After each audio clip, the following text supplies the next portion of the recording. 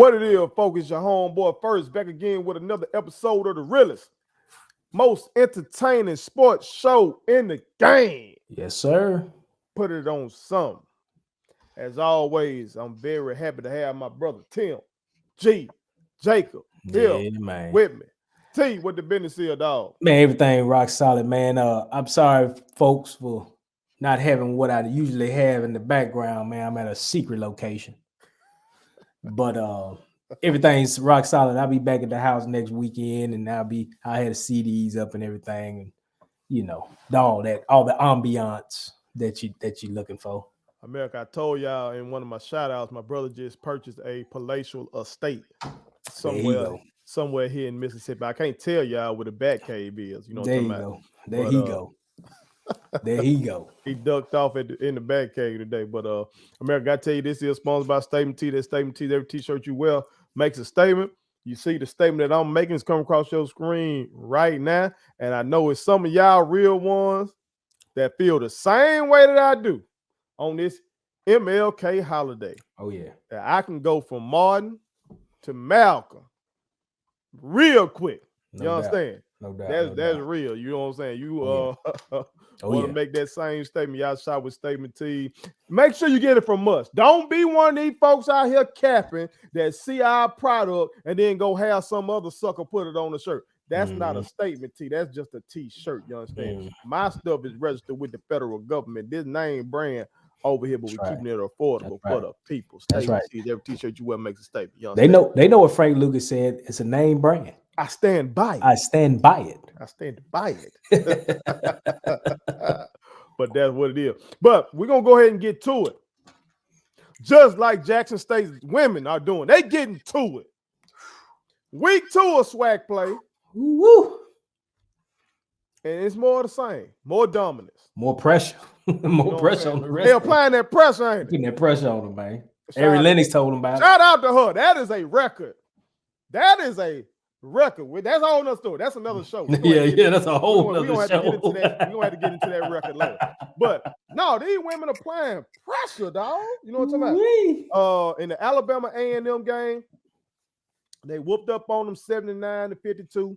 I was looking for Coach Minor in the stands. I was looking, you know what I'm saying? Alabama A&M behind the goal. They got their student section. They call it the dog pound and everything like that. Right. I wonder if I was going to see Minor up there, but he didn't want to see this. He didn't want to see this. All right, because it was total dominant. It would have given him flashbacks to what happened with the football team doing this year, because it was total domination. Stay in your office. Stay in your office. Shout out though. I want to before we get into it, free, I want to give a shout out to those young people who were doing the Alabama A&M telecast via YouTube. I like to see young people work on their craft. Okay, they had 2 young men. Matter of fact, I think I took down their names. I'm gonna try to find them on Twitter and had them. Chauncey Sanders and Juwan Davis. They did a good job, man. You could tell that they, of course, were going for Alabama A&M. I mean, they're working for Alabama A&M. Yeah, obviously. But they were more professional with it than I've seen when Jack State played some other folk. You know what I'm talking about? They just did their job. You know what I'm saying? Jack State did something good. They acknowledged Jack State did something good, and Jack State did a lot good during that game. Right. So it was just more the same. Misha did what she does, but actually it was an all-around solid performance. Now Miss Rogan had a rough one in that particular game. She went 2 for 9, but the other ladies, they got the job done in that one. That Amisha just something serious, dog. I know they had her listed as the preseason defense player of the year and everything, but they kind of were underselling her offensive impact. She dominates the paint. Right. They just really can't do much with it down there. And, very physical on both ends of the court. You know what I'm saying? She's going to go out there and do her and it's over with. You know what I'm saying? But it's not just a her show. You're not going to just be this dominant with it all just being about her. Okay, even though she did have 20 and 13 in that game. Okay, but Miss Lucky gave you 13. Miss Crump gave you 12. Miss Woodard gave you 7.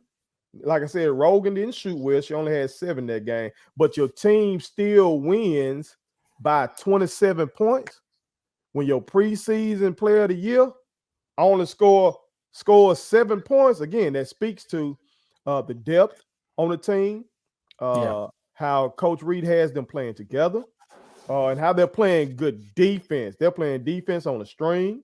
Okay. So all around team effort. Miss Carrington had 12. Can't forget that, on 5 of 7 shooting.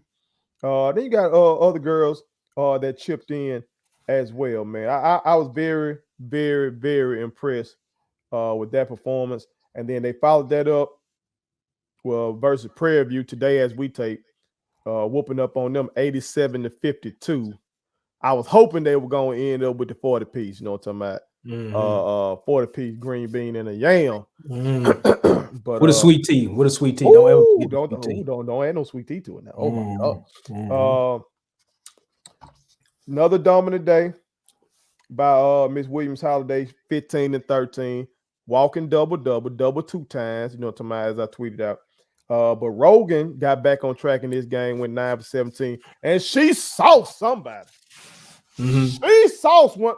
It was like a little Kyrie combo. You know what I'm saying? And then woo, she knew that was sweet. You know what I'm talking about? She got some tap to her. And it's a lot of these girls got some swagger to them, bro. That's what I like about this team. These girls, they're dominant, they're playing hard, but they also have a swagger. Well, I think that's credit to the coach, though. I think that's credit to Coach Reed, though, because you get a lot of her personality via social media and things like that. And I think she just lets those young women be them. You know, like don't minimize who they are. That's true. You know what I'm saying, just let them be who they are day to day. You know what I'm saying? That's true. It makes the team environment a lot more relaxed. That's very, very dope point, T. Very dope point, because I think in years past, man, I think a lot of women in sports in general try to kind of tone down like their femininity, tone down their charisma and stuff like that somewhat, because in this male-dominated space of sports, right? You know what I'm saying, you feel like you can be taken seriously, for real, with letting your feminine side or letting your charisma come out. You know what I'm talking about? Right. But Coach Reed, she don't care nothing about that. Like when they won the ship, and she flipped that. You know, the dude had to where the money reside, But she flipped that into where the rings reside or where the titles reside, something like that. She did, and she's stepping off the bus. You know what I'm talking about? And she doing a recruiting pitch. Y'all want to get down with her? That's dope.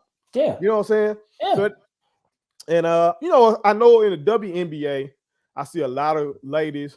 You know what I'm saying? They letting their true selves show. Hey, college basketball they're trying to do. I saw some online that said behind maybe football, the NIL bags are dropping the most with women college basketball. I need to pull that up again. You know what I'm saying? I ain't double checked that.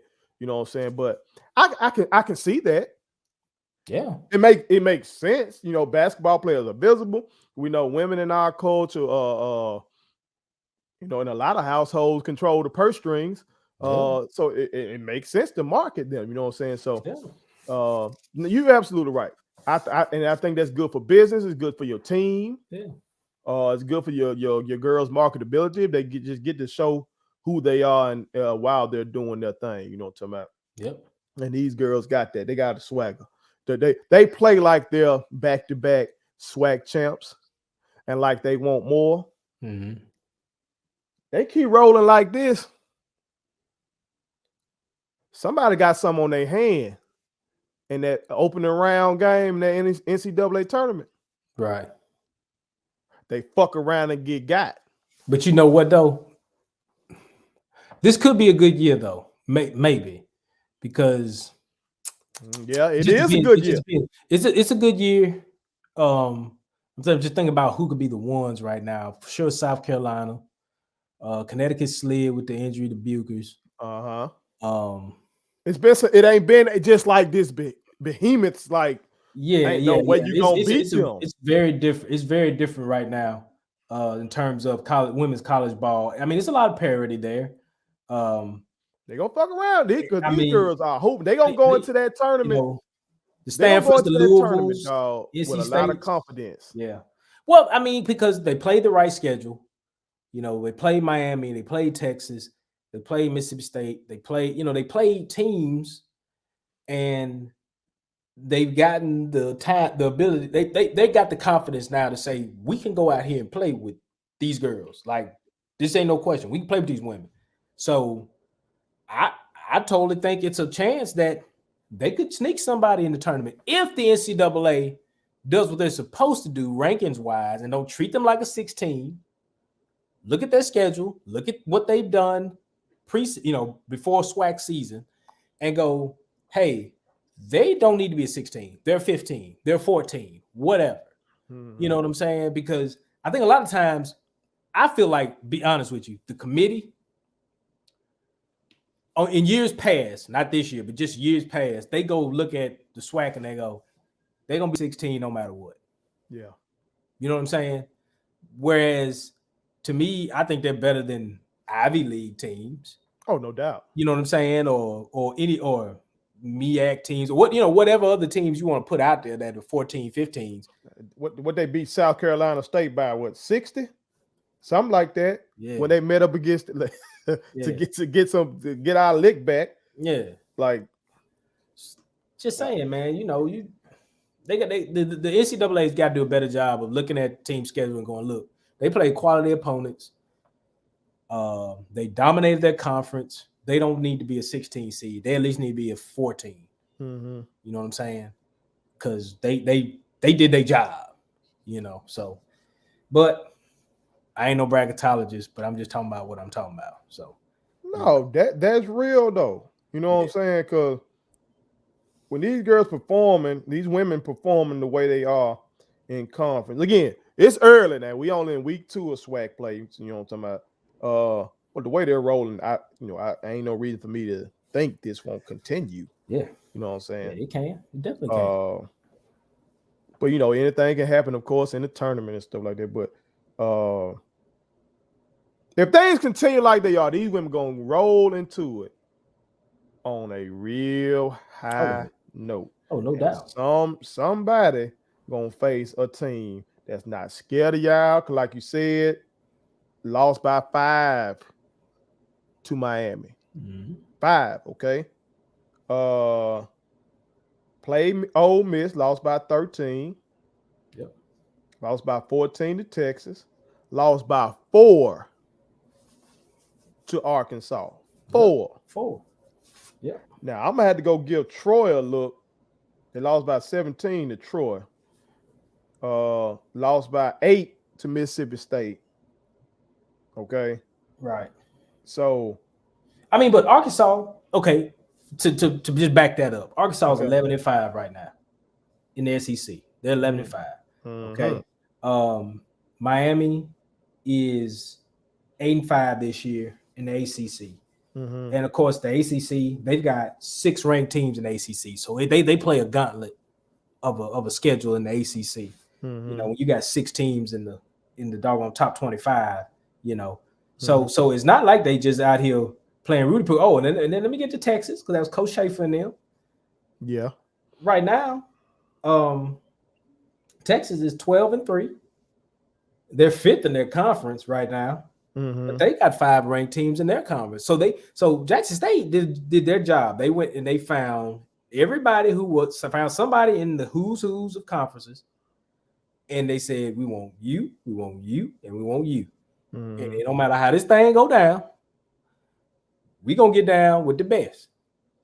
So, hey, I respect it. And I think the NCAA should respect that when it comes to seeding time. Hopefully they get through SWAC tournament. They win it all, should win it all. I expect for them to win it all. Mm-hmm. And then from there, I think they ought to get a fair seed. Yeah. They definitely should. It really ain't much more to say about it, man. They just doing their jobs. I like the energy. I like how even when they're up big, they're still playing hard throughout the whole game. Like, they're playing hard defense even when they're up 30. You know what I'm saying? Still running their sets when they're up 30. They're not just out there just jacking shots because you up big. You know what I'm saying? The shots not there, they're still moving it. They're still getting a touchdown to the block. You know what I'm saying? They're still doing the correct things, and that comes back to pay attention, coaching. fellas. Pay attention, fellas. Because that's something I hate in men's ball. Everybody just go laying down once they down 25 or up 25 or whatever. Man, go keep doing what you supposed to do. No. They stick to the script when they're up, and then when they bring the young girls up for that, you know what I'm talking about, for that little garbage time and stuff like that, they coming in and they're fighting hard, you know, trying to take good advantage of those minutes that they get. Might be 4 minutes, might be 5 minutes, you know what I'm talking about, but they're coming in. It was good to see the young queen Alexis out there, you know what I'm talking about, you know, the one that they made history with, that signed the young lady who's deaf. Mm-hmm. So it was big to see her out there for real. And it was great to see that my sister got professor of the game. Right. My sister got professor of the game before that game, you know what I'm talking about? So shout out to the queen. I think it was Alexis who nominated my sister. Okay, I had to check with my sister on that, but shout out to my sister, Dr. Tracy Wells Harmon, for being professor of the game today. Yeah. Again, that was the game against Prairie View. You know what I'm saying? So, America, y'all chime in and tell us what y'all think about this past week of dominance from the women of Jackson State. Put it on something. My kids wanted me to tell y'all to make sure you subscribe to my YouTube channel, follow me across all social media platforms, like the videos, and share them. Did I forget anything? And turn on the post notifications. Y'all heard them. And also, visit StatementTeesLLC.com and shop with us. That's Statement Tees. Every t-shirt you wear makes a statement.